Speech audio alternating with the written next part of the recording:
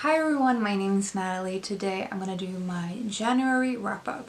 So, January was the first month of Invisible Cities, which you've probably heard me talk endlessly about in the last few videos.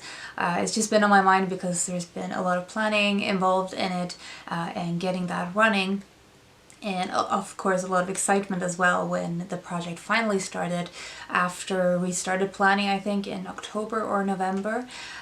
So that has been taking up a lot of my reading in January. I expect that it will not be as centrally part of my reading every month as it has been this month, because I definitely want to read a lot of other things, and of course a lot of you know that I'm trying to decrease my TBR as well, so I want to read a lot of my TBR books and they don't always fit in with Invisible Cities.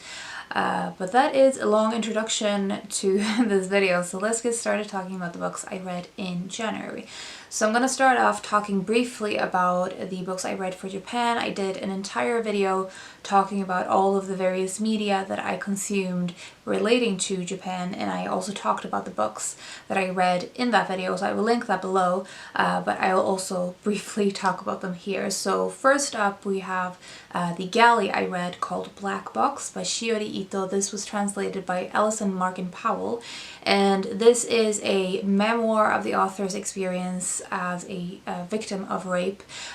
There's a lot of similar sort of experiences, there's a lot of similar sort of ideas explored in this book to Know My Name by Chanel Miller, which I know has been really popular in terms of more recent nonfiction, especially regarding sexual violence and some of the problems that entails. Not just both books have a personal experience background, but they use that experience to talk about the problem in a broader way and talk about the problems, talk about sexual violence as a social problem, talk about the problems of the chain of institutions meant to support the victim and how it fails the victim, and also the ways that sexual violence happens in the first place, the problems of a society that that enable such situations to happen, such crimes to happen in the first place.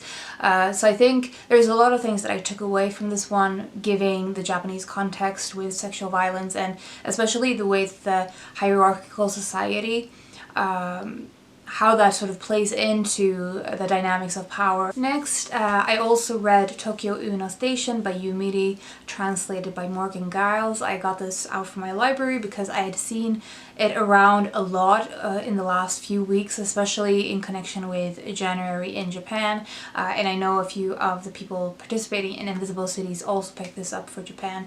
It is a book told from a homeless narrator's perspective about his life. So we are seeing sort of the 20th century of Japan and Japanese history and the way that the country changes. But particularly what makes this unique is getting to see Japan from the margins, from minorities or from the homeless characters in this book.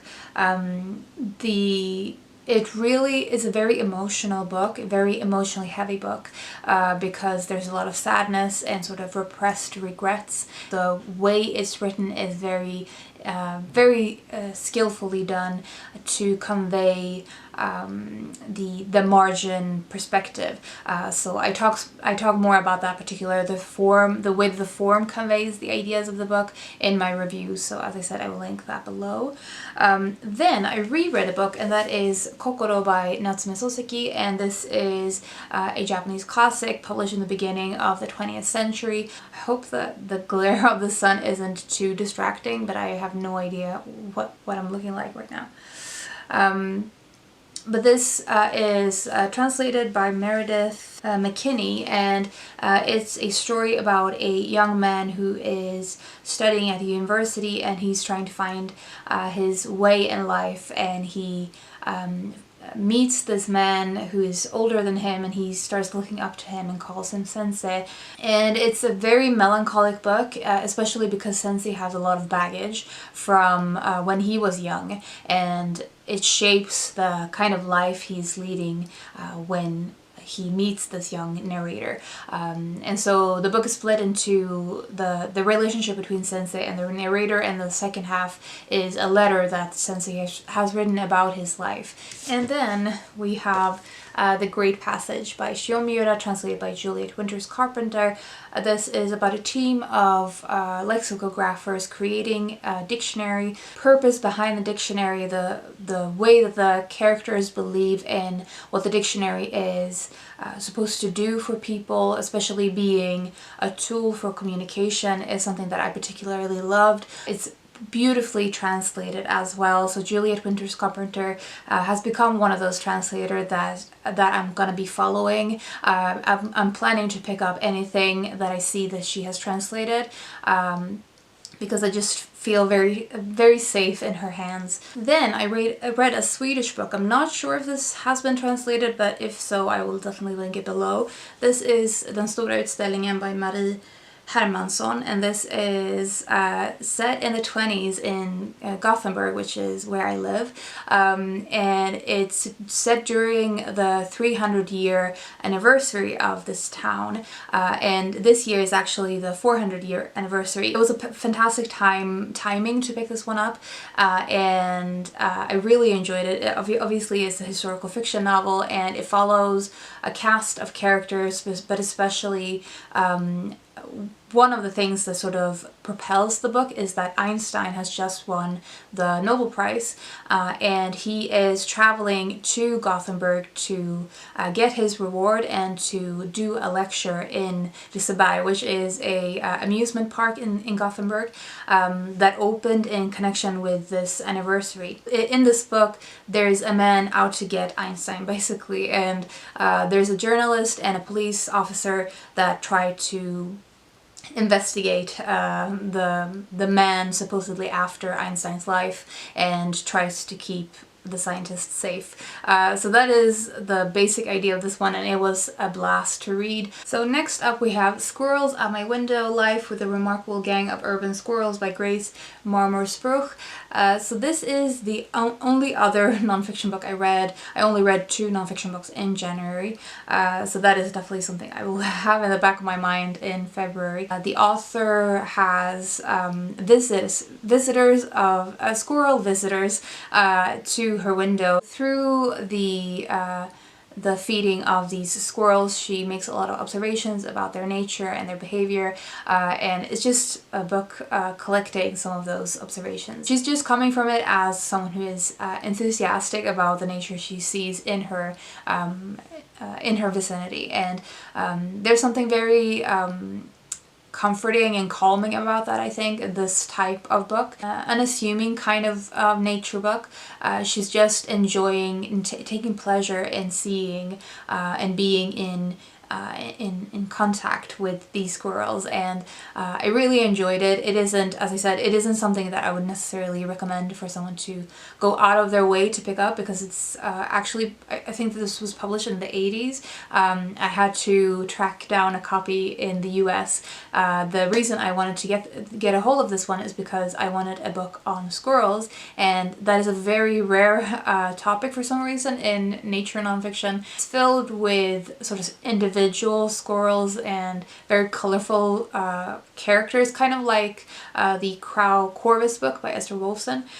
So if you like that kind of thing and you're interested in squirrels, then you might want to see if you can find this one. Lastly, we have 2 books that I read for Argentina of Invisible Cities. So we have Things We Lost in the Fire by Mariana Enriquez, and this was translated by Megan McDowell. So this one is a short story collection. It's sort of horror stories, realistic horror. The violence degree in this one is very high, and the kind of violence as well is it's varied in the kind of violence it is, but it just hits you. Each story hits you hard, and for that reason it was a difficult book to read. But it was also, I think, well done in what it actually set out to accomplish. The stories talk about women's vulnerability a lot of the time, and the way that they are sort of suppressed in particular situations, and some of the kind of desperate things that they do in response to this vulnerability and suppression. You can sort of see the way that the places in this book, how they carry a lot of violent history, and the way that that shapes the way the places are, how they exist now in the present day. Yeah, I would say if you are interested in this one, be aware that there's a lot of trigger warnings to go hand in hand with this one, especially child abuse, animal abuse, and violence in general. It is well done, but very hard.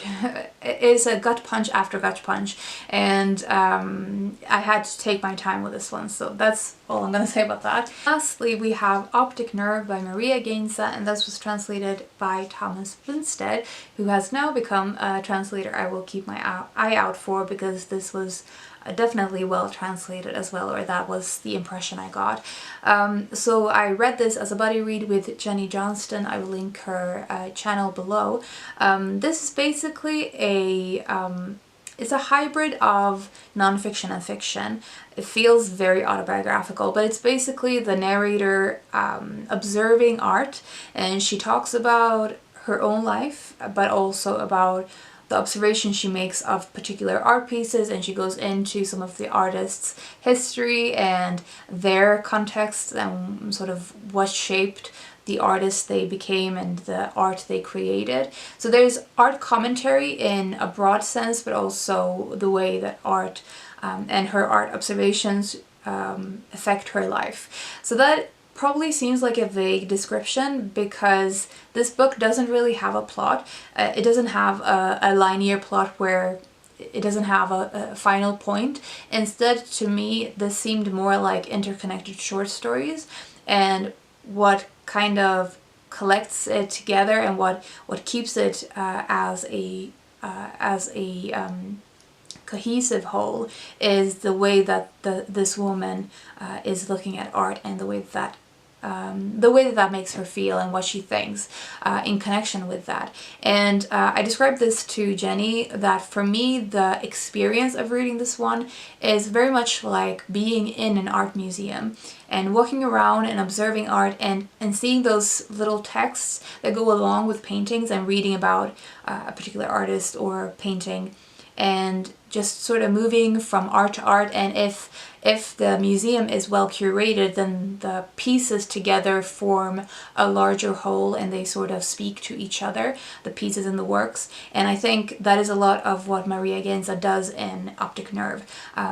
They fit together to build this kaleidoscope of ideas and voices, and there's not just art references as well. There's also literature references, and music, and specific places, and historical events. So I think the whole of it felt a lot like being in a museum and discovering new things. Because I love museums, I love walking around museums, and I've been missing it a lot because during this pandemic.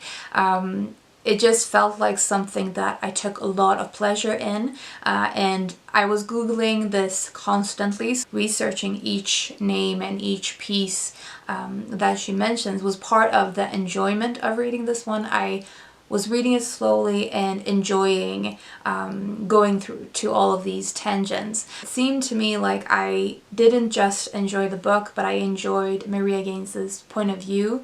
It felt very autobiographical, and I felt a kind of kinship with her mind, I think, which is one of the things that added another layer of enjoyment for me and makes me very eager to pick up her other book. I think it's called something about the black light or something. It's coming out in Swedish translation in May, so I'm really excited about that. It's a very interesting piece of work, and it just fit the kind of reader I am. So if that sounds interesting, then definitely pick it up, and I would love to hear what you think of this one if you read it. So those are all the books I read in January, and I have some plans for February. Probably I'm gonna be trying to pick up a few books for Black History Month.